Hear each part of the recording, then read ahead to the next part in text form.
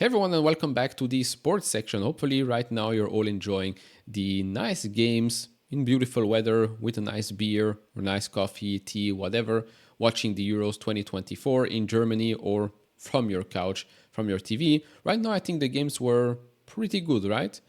The England-Serbia one could have been better if Southgate wasn't Southgate, right? Let's be honest. Foden did not deserve to play 90 minutes. Saka wasn't that great either. Trent was horrendous in midfield.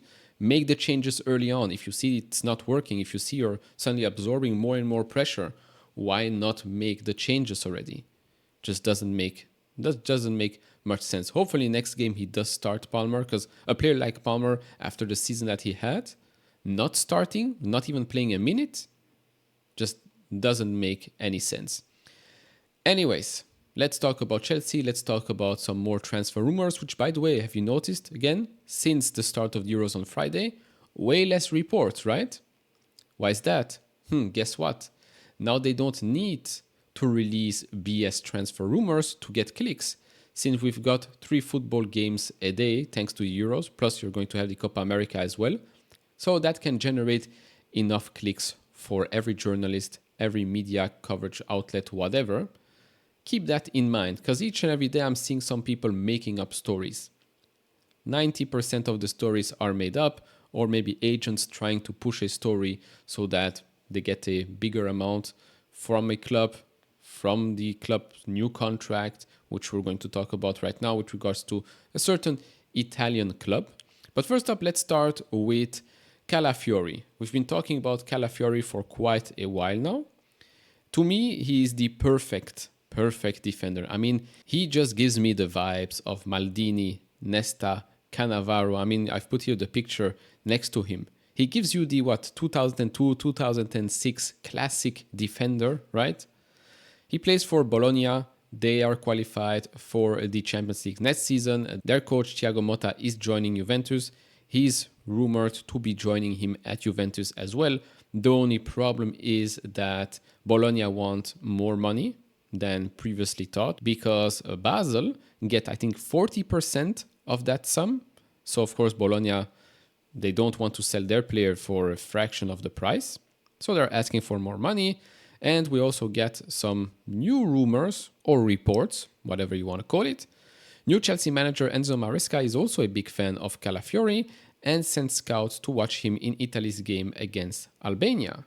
Great game by him. Silly mistake at the start of the game, not his fault, but overall he had a pretty good game. My opinion, if we can get him, it's a no-brainer. Even if we have to pay a little bit over just to secure him, he's not asking for much money. Bologna will probably accept 50 million, 45 million. We can outbid Juventus, that's for sure. I think he's a no-brainer. I think this is like the no-brainer buy of the decade. Plus, remember, we talked about this already. The former Roma defender, which is Calafiori, who dreams of Premier League football and eyes West Ham or Chelsea.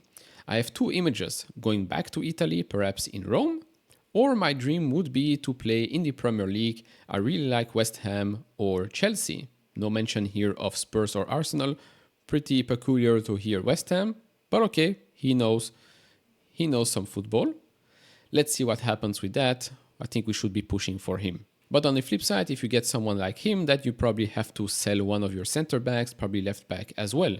Because right now with Levi Colwill, despite all the reports, all the rumors, according to Fabrizio Romano here, Chelsea's position remains very clear. They believe that Levi Colwill is untouchable and a crucial player. So if he stays, if Badiashile stays, Disasi, Chalobah, Fofana, Chilwell, Cucurella, if all of them stay at the club, of course there is Tosin, but we just bought him, so obviously he's staying, then okay, I don't see us going for someone like Calafiori. Anyways, moving on to further up the field, Jhon Duran, the striker position. Fabrizio here said Chelsea are expected to make a decision soon on Jhon Duran's situation after talks with Aston Villa over swap deal.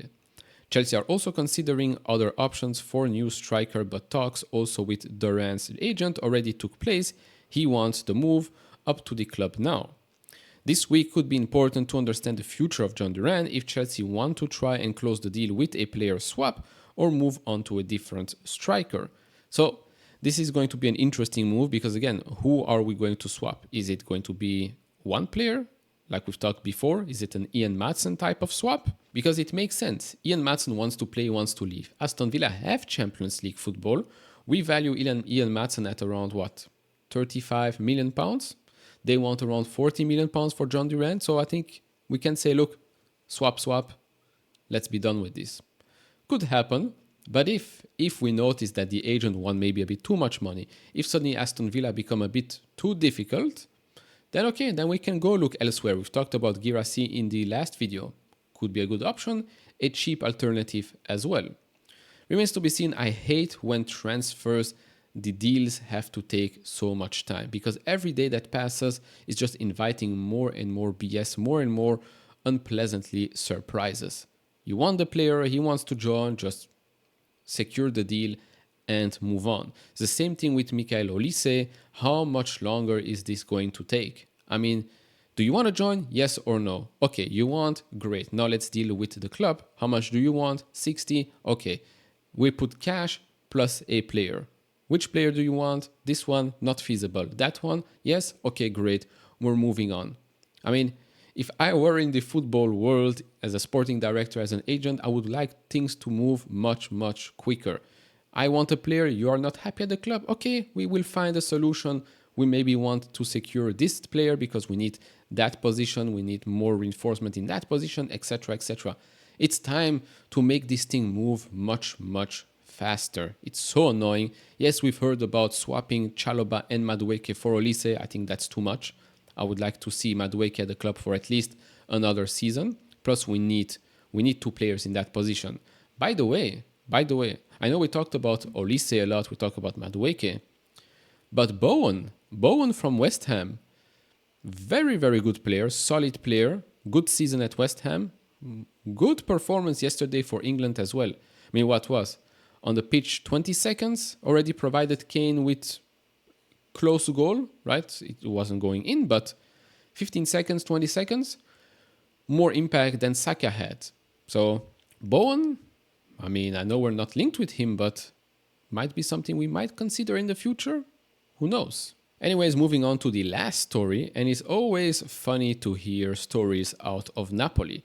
In this case, we're talking about Kvaratskhelia. So Chelsea scouts have been in attendance several times to watch Kvaratskhelia, but they are mentioning Champions League and Chelsea are not in it. Well, funny enough, Napoli are not in the Champions League either. I don't even think they're in Europe next season. Correct me if I'm wrong. But there was this whole story about Kvaratskhelia's agent speaking out, saying, oh, we want to leave, we want to look at other options, etc., etc. Napoli putting a new deal on the table. And then suddenly Napoli comes out with an official statement basically telling the agent, shut the F up. He's still our player. He's still under contract until 2027. He's not for sale. I mean, it's a toxic place, let's be honest. Napoli is a toxic place with that president. Conte is there now. I don't see him surviving that long because they will clash for sure. But you have to respect the president for actually having a backbone and saying, look, I don't care what your agent think he can say, or I don't care what happens in the football world. We pay you wages. You're under contract until 2027. This is what's going to happen. Your agent is not happy with that? Vaffanculo. This is basically what happens in Napoli. Incredible. I mean, beautiful, a beautiful city. Pretty crazy city, but nice scenery, incredible pizza. But the club, always a circus when it comes to transfer. I mean, look at the Osimhen scenario. Nobody is going to pay 120 million euros or whatever they want. And yet they complain that they have to pay 35 or so for Lukaku. Fun club to deal with for sure. Anyways, overall, what do you think will happen? Do you think we will secure Olise and Duran? Do you think we will switch Duran and go for Guirassy or maybe another? Let me know down in the comment section below. What would you like to see more, let's say, in the coming days with regards to this channel? I believe we have the Premier League fixtures coming out tomorrow. So maybe I will do a live stream or just a review video on predictions each and every game. Maybe we'll do a live stream. That way you can all join and share your predictions on all of that. That could be something interesting. Yeah, that's about it, I guess. That's about it. Pretty quiet days right now. Oh, Pedro Lima, the right back from Recife, Sporting Recife, Brazil, deal is almost done, going to Strasbourg. Estevao Willian, still no official, here we go, but he's basically going to be a Chelsea player. Kendry Paez, Caicedo, both assists yesterday night in their games. Pretty good game. Saw some highlights. Pretty good game by both players. I mean, Kendry Paez, I think, is going to be one hell of a player. We all talk about Estevao Willian this, Estevao Willian that. Kendry Paez is already pretty good. Anyways, if you enjoy this type of videos, leave it a thumbs up, subscribe if you have not, notification bells on, do all of that, and I'll see you all in the next one. Bye bye.